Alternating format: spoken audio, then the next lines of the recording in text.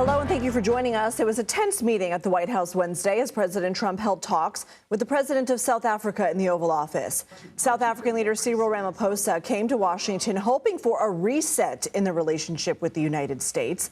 But the meeting took a turn when President Trump raised allegations that white farmers in South Africa were facing persecution and potential genocide. At one point, he had White House staffers play a video intended to support his claims of violence against white South Africans. But South African officials said the real issue facing their country is crime across racial demographics. If this were the other way around, it would be the biggest story. Now, I will say apartheid, terrible. That was the biggest story. That was reported all the time. This is sort of the opposite of apartheid. All we know is we're being inundated with people, with white farmers from South Africa.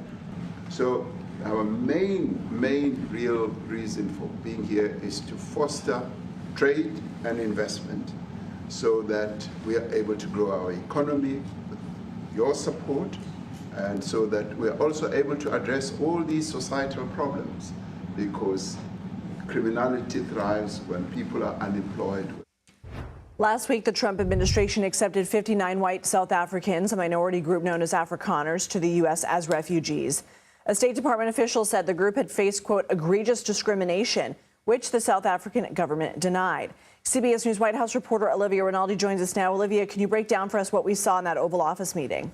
Yeah, Lynsey, it was an extremely tense meeting between the leader of South Africa and President Trump, talking about what the president alleges is a genocide happening in South Africa at the hands, or happening to, rather, those white Afrikaners. Now, those are a group of farmers that are in South Africa. Trump alleges that they are being attacked.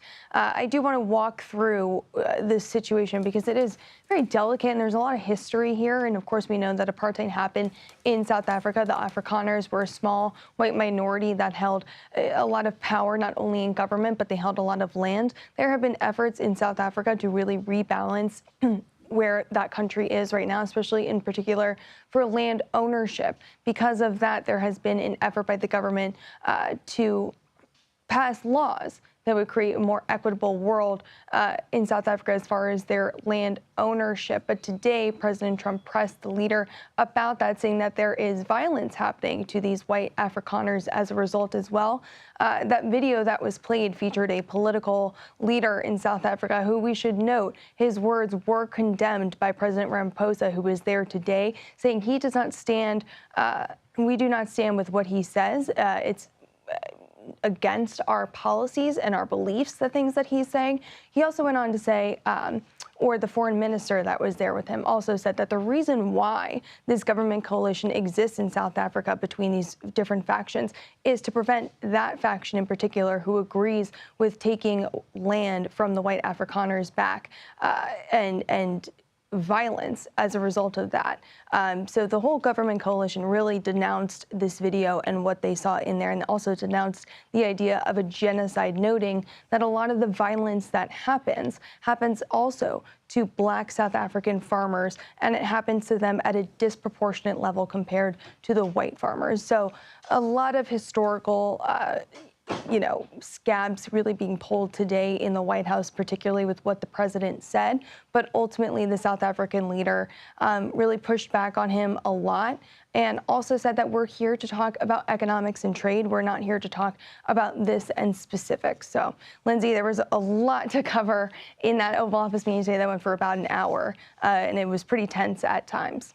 And South African native and Trump ally Elon Musk was in the room for that meeting. Did he say anything? He really didn't. You know, I went back and I watched the White House camera, and in that camera you could see Elon Musk most of the time and what he was responding to. He didn't say much. He was quite quiet.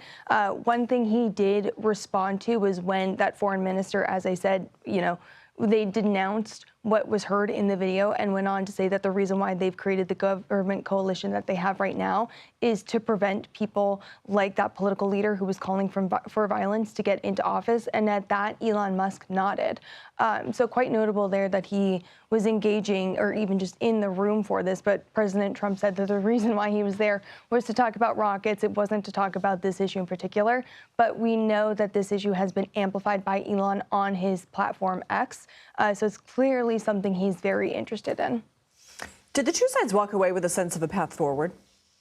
Not really. It was, as we mentioned, tense in there. President Trump at the end was asked whether or not there is a genocide happening. Trump said, I haven't made up my mind, but he hates seeing what is going on there.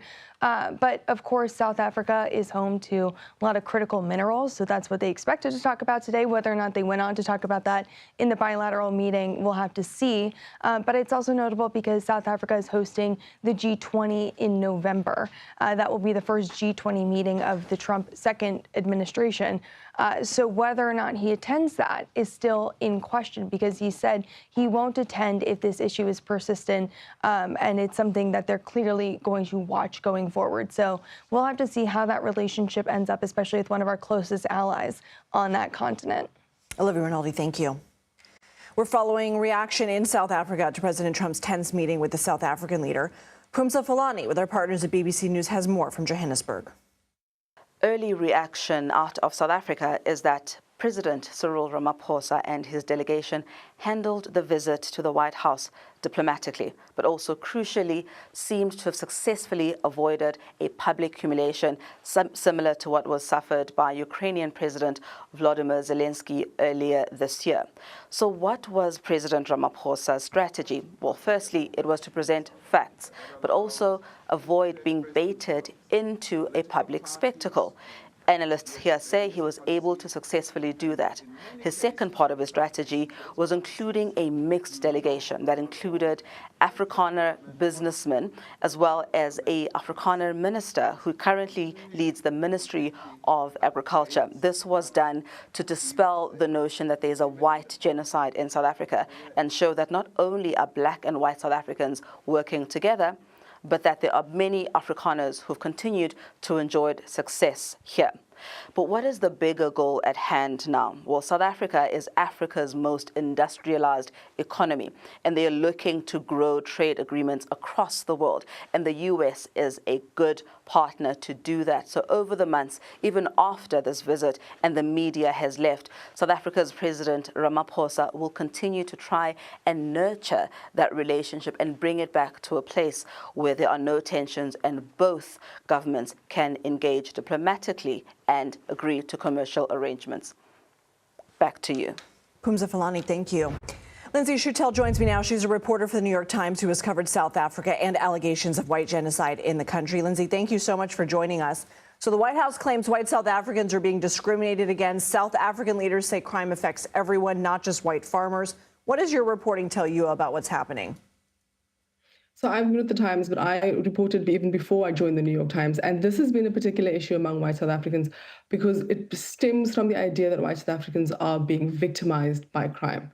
And the idea is that they live far away from the rest of the country and that because of the land issue in the country that they are being victimized. But the thing about South Africa is that South Africa's crime rate is in general quite high.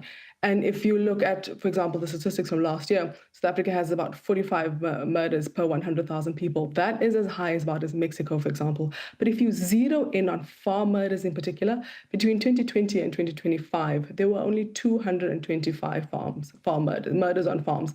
And I don't say only to take that lightly, but if you look in the context of that number, 45 out of 100,000, that is quite low over 4 years. And if you zero in even closer, the majority of those killed in those farm murders were workers who tend to be black in South Africa. And only about 53 of those killed in that number were farmers who tend to be white. Now, what this is less about the statistics and more about the emotions around the issue. The emotions around the issue is that for years, white South Africans were told by the apartheid government that there is sort of the word in South Africa is called the swart gevaar. It's Afrikaans for the black danger.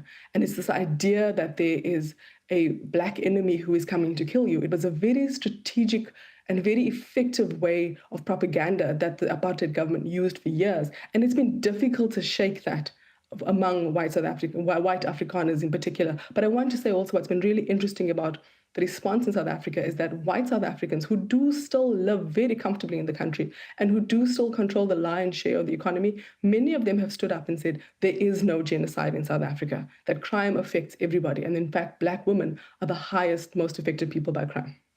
Do you think that Ramaphosa was prepared for what he was going to walk into in the Oval Office today? And do you think he got the reset he was looking for?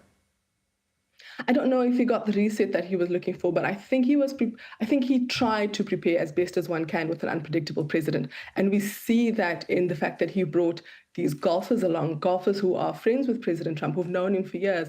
Ernie Els, Retief Goosen, those are people that Mr. Trump respects. And you saw in the meeting of Mr. Trump, when things were becoming a little tense between the two presidents, Mr. Trump then turned over to the golfers and said, well, what do you think?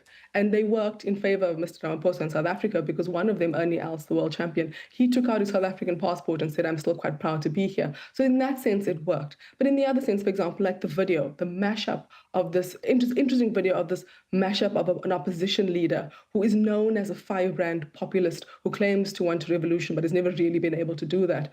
The idea to play an opposition party's video to the president, I don't think that he was prepared for that. I also, when you saw him hand over the documents of people who are victims of this so-called genocide, I think that Mr. Ramaphosa was visibly confused and there was a baffled look in the South African delegation. But I do know that the delegation in the days leading up to it were trying to prepare for eventualities like as unpredictable as possible and as best as they could. All right, Lynsey, Chutel, thank you so much.